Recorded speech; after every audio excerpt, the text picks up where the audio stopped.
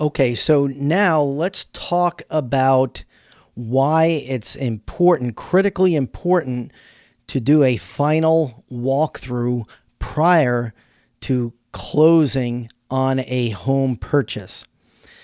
Now, the reason I'm bringing this message to you is a recent experience I had where the agent on the other side of the transaction, I was representing the home seller and the agent was representing the buyer.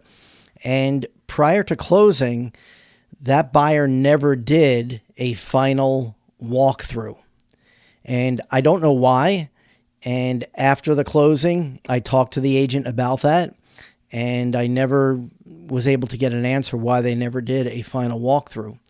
But what happened in this particular case, I was representing an investor client who was selling a rental property. And so the tenant moved out prior to closing. And the home was actually vacant for about a week. And the tenant left the property in basically a broom swept condition, but it wasn't super clean. It wasn't as clean as a buyer would normally expect it to be. So there was not personal property to be removed or garbage or junk to be removed. But there were a few things that were just shocking to the buyer when they moved in, when they went to the house immediately after they left the closing attorney's office. And unfortunately, there was a rodent that got into the house, got into the kitchen sink, and died in the sink. And so there was a dead mouse in the sink when they got to the house. So they were pretty shocked about that. And then they had a general complaint about how the property was not clean. And I didn't see the property. I don't, inspect the properties prior to closing unless I'm alerted to something in particular that I need to look after on a vacant property for my client. But in this case, there was no reason for me to do that. But it's not my responsibility to do that on behalf of the buyer. I would have given the heads up to the seller if I understood what the property condition was, and I would have told the seller hey, you need to clean this up. Let's get it cleaned up before the buyer does their final walkthrough. And anyway, so the buyer never did their final walkthrough, and then they went to the attorney's office, signed the documents, and then took possession of the property. And at that point, my seller's responsibility and obligations totally ceased. The buyer took possession of the property, and although they had a right to do a final inspection and ask the seller and really expect and demand that the seller make it right, give a concession, get a cleaning crew out there right away and document that it's been cleaned, whatever, the day before when the final walkthrough took place, and it should be completed by the closing.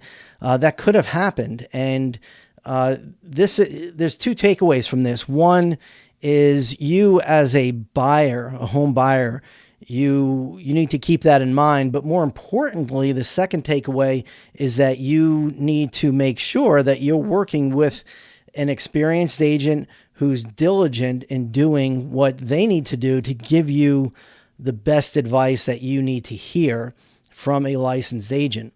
Now, unfortunately, the real estate industry allows people to get their real estate license and not work the business full time. They are required to do classes, continuing education classes, so many per year or so many per term, depending on the state. I'm sure it's different in every state. But it's really a minimal amount of training. And if you're not practicing real estate daily, day in and day out, you as an agent have not really fully developed the habits that you need to in order to fully inform your client of what needs to take place. So that agent totally did a disservice to their client, in my opinion. Absolutely, they didn't. It's not only my opinion; it's reality. They did a disservice to their client by not doing a final walkthrough.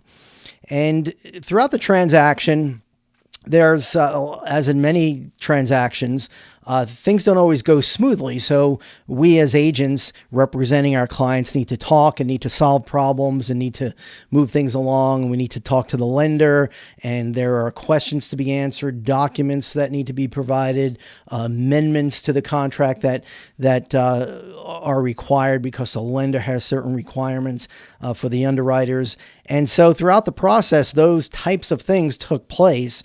And we solved those problems, but it was really difficult to get that agent to respond in a timely manner.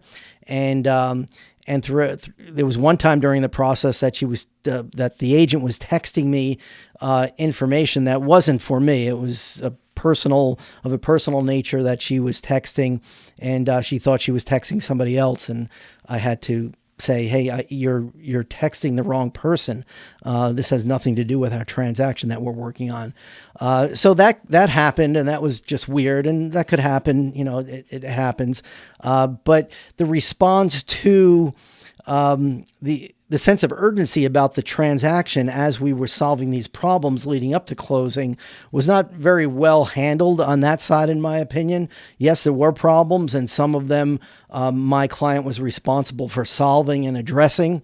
But these things are addressed and ought to be addressed in a timely manner, which my client did. And I always advise my clients to be on top of every aspect of the transaction and respond.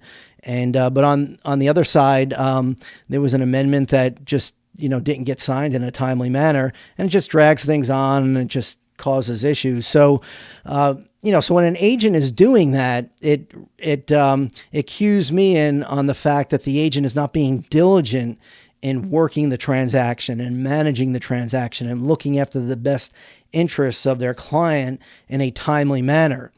And that's not only bad for the client, but it's doubly bad for the client, because when I'm working with an agent like that, it gives me an upper hand in the negotiation. I realize I'm dealing with an agent that isn't paying attention to everything. And when I'm negotiating on behalf of my client, my head is in the game. And of course, everything is done ethically and in writing and according to real estate law and the contract and everything that we need to do. But when I'm negotiating on behalf of my client with an agent whose head is not in the game and is not practicing full-time real estate, they're doing a disservice to the client. It's double jeopardy for the client. The agent themselves are not representing the client well, and then they can easily be out negotiated very easily because they don't know what to do when my client, when I present an amendment or an idea. Usually I always do it in writing as much as I can on a contract form or an official amendment form that we use with the signature of my client. So I force the hand of the other agent to respond and to react and to engage with their client. Working by text and phone and just trying to negotiate. I mean, sometimes you could do a little bit of that, but I like to do it in writing and force the hand of the other agent when they don't respond in a timely manner. It's proper for me to light a fire under the seat, so to speak, and get something done. So that's the way I like to do it. But anyway, the key takeaway, you as a home seller or a home buyer, in this case, the example I'm giving is a home buyer, you really need to do your due diligence and make sure that you're working with an agent that knows what they're doing, that's experienced, and that is available on a full-time basis, or at least has a team that they're working with. And there are other people on the team, such as an administrative assistant or a co-agent that you can contact, so that other agent, if they get busy, you get the full support you need in your transaction. So that's why, anyway, the point being, what motivated me to tell you about this is because the agent did not do their final walkthrough prior to closing. And that's the main message of here. Make sure that you do a final walkthrough prior to closing.